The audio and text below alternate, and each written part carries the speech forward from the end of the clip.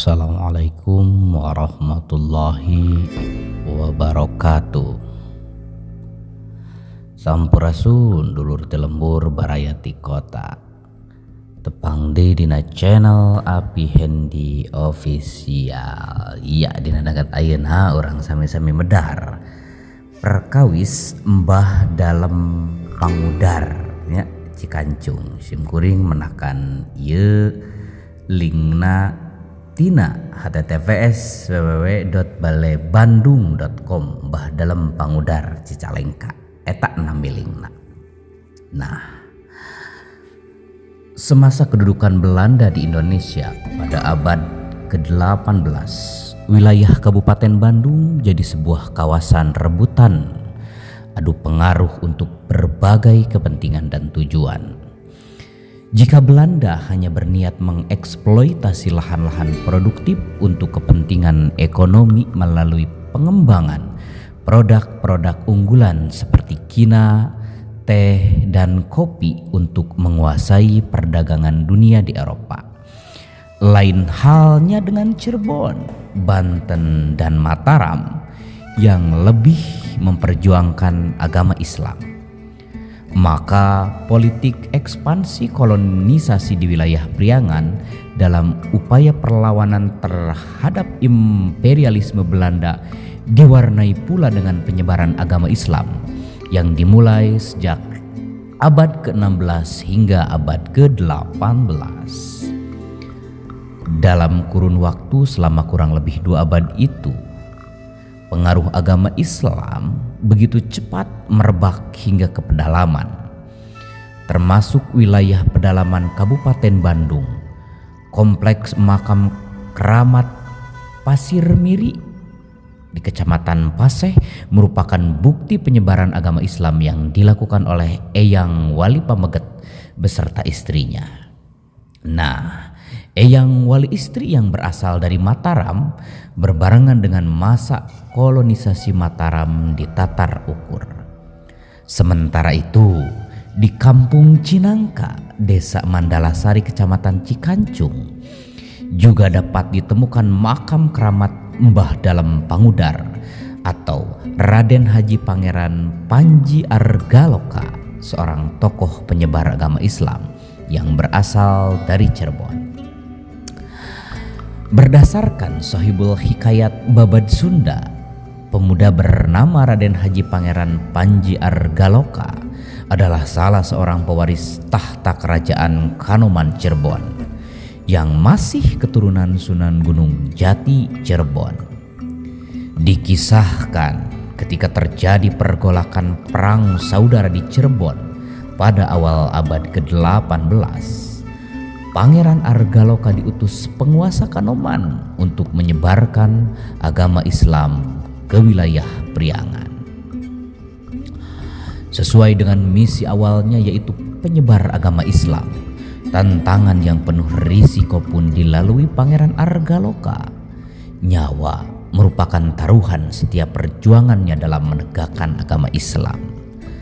Tantangan itu bukan datang dari pihak luar, tapi juga datang dari saudaranya sendiri yang masih menganut agama Hindu. Hingga akhirnya terjadi perang saudara di Cirebon. Argaloka datang sendirian ke wilayah Priangan hingga sampailah di Cicalengka dengan meninggalkan keluarga di Cirebon. Oleh sebab itu, beliau pun seringkali bolak-balik antara Cirebon dan tempat yang baru ditempatinya. Argaloka menyamar sebagai tabib dengan nama Raden Sacawardana. Ia mengobati masyarakat yang sakit lahir maupun batin seperti di Cicalengka, Cihanyir, Cikasungka, dan Cikancung. Hingga kemudian namanya melambung dan dikenal luas masyarakat. Konon namanya pun bukan hanya terkenal di daerah setempat, tetapi di daerah pesisir Jawa namanya dikenal sebagai tabib. Kehadiran Argaloka di tempat baru itu rupanya dapat diterima oleh masyarakat sekitar. Karena memperlihatkan sikap dan perilakunya yang baik, ditambah dengan pengetahuan agama Islam yang cukup luas, serta keahlian pengobatannya. Hal ini semakin membuat warga merasa simpati. Bahkan dalam waktu yang relatif singkat, telah banyak yang menjadi pengikut setia untuk mendalami ajaran agama Islam. Pengaruhnya makin lama semakin luas dan besar sehingga tidak memungkinkan lagi untuk bolak-balik ke Cirebon. Karena harus melayani warga yang begitu antusias terhadap ajaran agama Islam, akhirnya atas izin keluarga di Cirebon, beliau pun menetap di Cinangka dengan menikahi seorang perempuan warga setempat. Argaloka mempersunting seorang gadis desa Cihanyir, kecamatan Cikancung, Kabupaten Bandung yang bernama Nyai Mbah Candrawulan binti Mbah Gaong atau Prabu Sakti. Setelah menjadi warga Cinangka, Argaloka makin memberikan pengaruh yang sangat kuat dengan pendukung dan pengikut yang dari tahun ke tahun terus meningkat. Keadaan ini membuat gentar pemerintah Hindia Belanda karena ada kecurigaan munculnya sebuah gerakan perlawanan yang kerap kali dilakukan oleh kalangan pesantren terhadap ketidakadilan yang dilakukan pihak Belanda sebagai kaum imperialis terhadap kaum pribumi. Kompeni Belanda yang kala itu sedang melakukan politik Divide et Impera menilai bahwa kegiatan Argaloka adalah suatu kegiatan yang bisa merongrong kepentingan dan kewibawaan pemerintah. Maka pihaknya memerintahkan kepada seluruh instansi, serdadu kompeni maupun para jawara agar menangkap dan membawanya ke Batavia.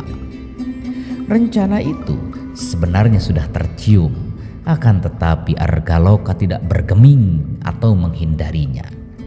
Dalam suatu kesempatan, puluhan serdadu dan dibantu oleh para jawara berhasil menyergap Argaloka.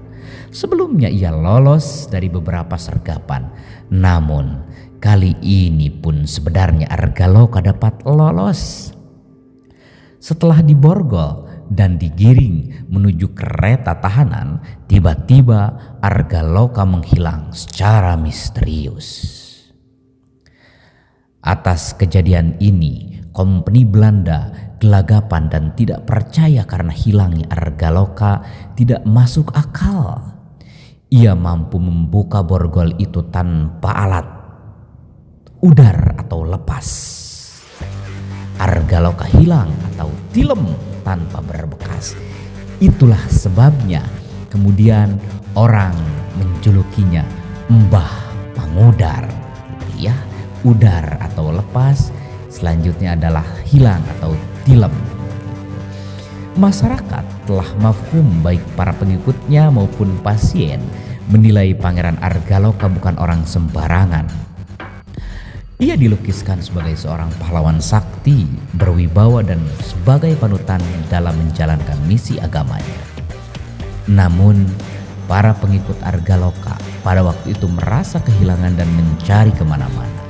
Tiba-tiba di suatu tempat, pengikutnya dikejutkan oleh kemunculan Argaloka di daerah Cinangka sambil berpesan, "Bila memerlukanku, datang saja ke makam ini."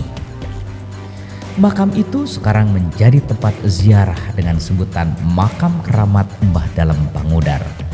Konon, secara harfiah masyarakat juga menyebut makam itu sebagai tempat pelepas kesialan hidup.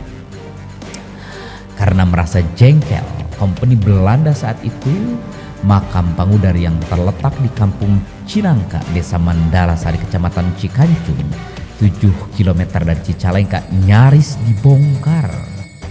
Nah, situs budaya makam keramat Eyang Pangudar atau Raden Pangeran Panji Argaloka terletak di Kampung Cinangka, Desa Mandalasari, Kecamatan Cikancung, memiliki luas 1,5 hektar sarana dan prasarana berupa masjid, pos, bangunan makam berukuran 12 kali 14 meter. Setiap hari rata-rata dikunjungi sebanyak 15 peziarah domestik yang berasal dari Pulau Jawa maupun dari luar Pulau Jawa. Iya, cerita ini diangkat dari berbagai sumber ya. Terlebih ucapan terima kasih untuk https://www.baleibandung.com Mbah Dalem Pangudar Cicalengka. Demikian sejarah terkait dengan Mbah Dalem Pangudar. Tepang diri na waktu anu maneh cagah tutup lawang sigot tak